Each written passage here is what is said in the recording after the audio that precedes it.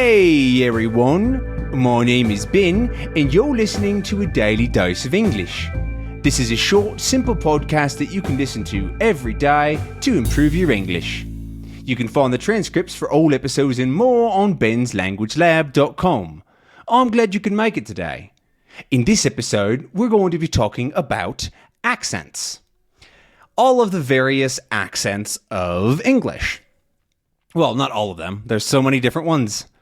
But first, an accent is what I did just there. It's a way of talking, or a way of pronouncing words that are a little bit different than other people might pronounce. We usually think of accents as other people's accents or foreign accents. And so a lot of people don't think of themselves as having an accent, but other people have an accent. And I think that's a helpful way to think about it, right? It's the accents are ways that other people say the same things or the same words. There's a slight difference between accents and dialects. Dialects typically have a lot of word changes, potentially grammar changes, different slang. And accents specifically usually talk about the way that words are pronounced. This is not always true. There are differences between accents and dialect. People use the words accents and dialect interchangeably. They often mean the same thing. So it's not a perfect definition. But I specifically want to talk about the ways that we pronounce words because it's pretty interesting. I've always been interested in accents myself. I think that they're really cool and varied, and I don't know. I don't really know why. I think the sounds of just other ways of speaking is neat.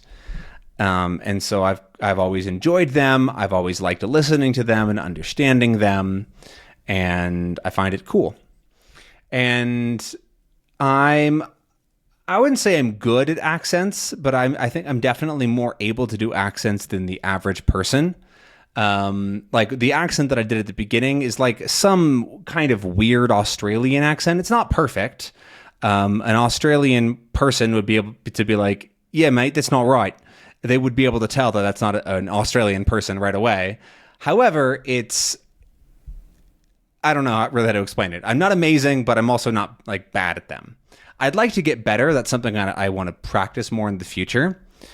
Because it is a skill, right? It's something that you have to practice and learn.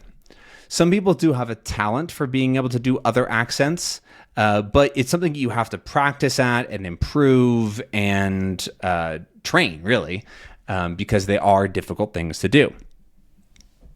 I think we'll start this by talking about my native accent, which is a version of American English from the West Coast, specifically the Pacific Northwest.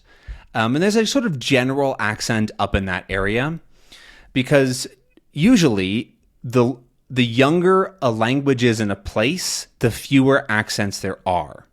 So, for example, in the United States, English is the dominant language. Most people speak English in the US, but there are more accents on the East Coast because people have been living there for longer and speaking English. But on the West Coast, the English is a lot more similar because it's not as old, really. If you go to places that are really old, like in Europe or parts of Asia, you get accents in every single different town and city. They're so distinctly different because people have been there for so long.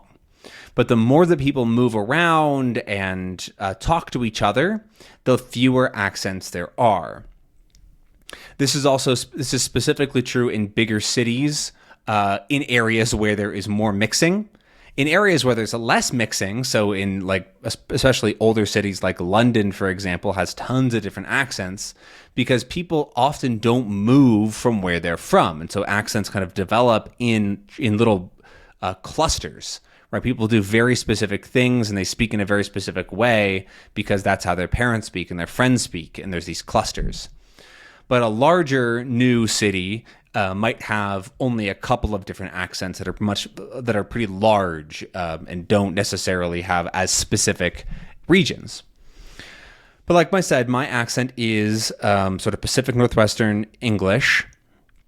And it's relatively close to what we think of as general American. There's this, actually, that's a good thing to talk about. General American, or a generalized accent, is an accent that is sort of considered to be standard in some way.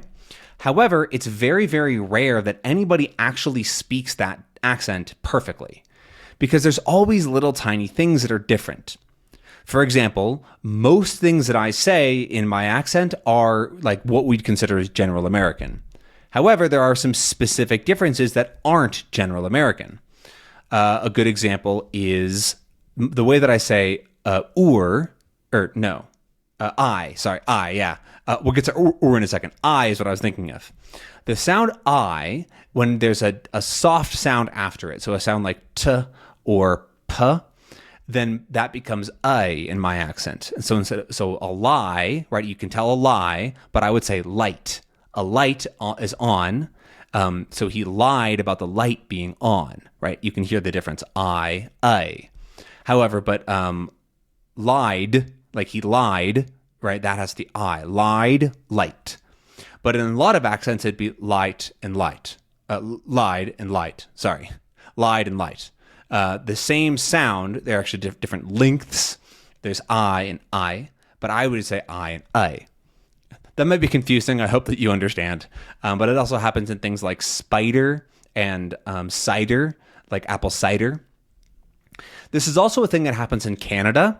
So you'll hear them do a very similar thing, especially on the west of Canada, in the west coast of Canada, which is sort of where this is all from. Canadians might also do it with O as well. They might also say O as or how. Sorry, ow. Geez, ow is O. Ow, O, not O. So they're not going to say house, but instead of saying house, they might say house, house. And this whole thing is called Canadian raising. It's also a similar thing can happen in things like sorry to sorry, right? There's just a slight changing of the vowel sound that you hear in an accent. That part isn't Canadian raising, to be clear. I'm giving an example of why this happens. These vowel shifts and vowel changes are very, very common all over the English-speaking world. A very obvious example is if you go listen to English from somewhere like New Zealand, they change a lot of vowels completely.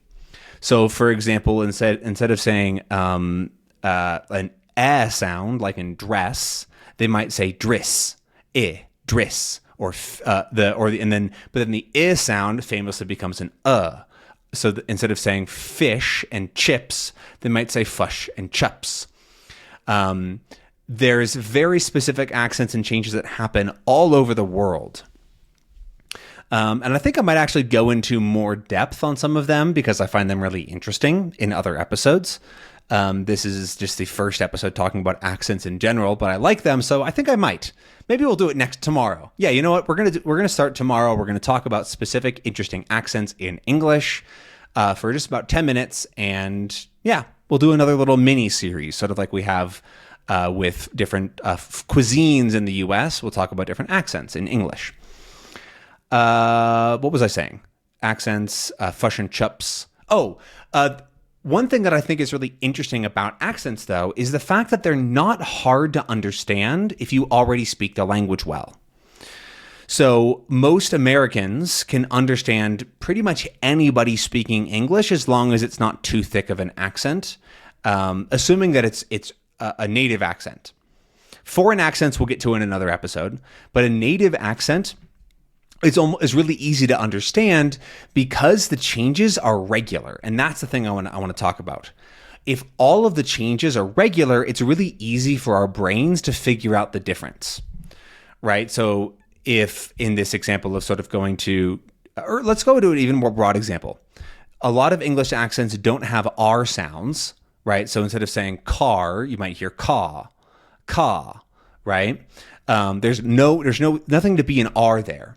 However, we all know in our brains that there's an R there, right? Car has an R, so we say car, or we think car.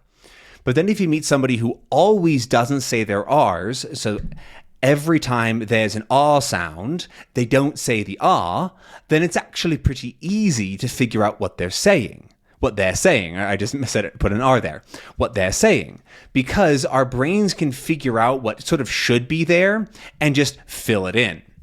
And so this is why, if you've ever maybe listened to other various different accents of English from really anywhere, you might have found it easier to understand than you expected, because your brain is filling in these patterns of things that it knows should be this. Right? The word fush doesn't exist. And so our brain goes, okay, if he's always saying instead of I, then I should just replace with I in my brain. So if he says fush, I hear fish. If he says get, he says gut, I hear get, or whatever. I don't know. Just giving you little examples there.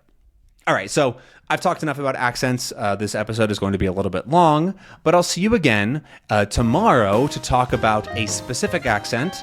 I still haven't chosen yet, so we'll see. I'll see you then. Bye.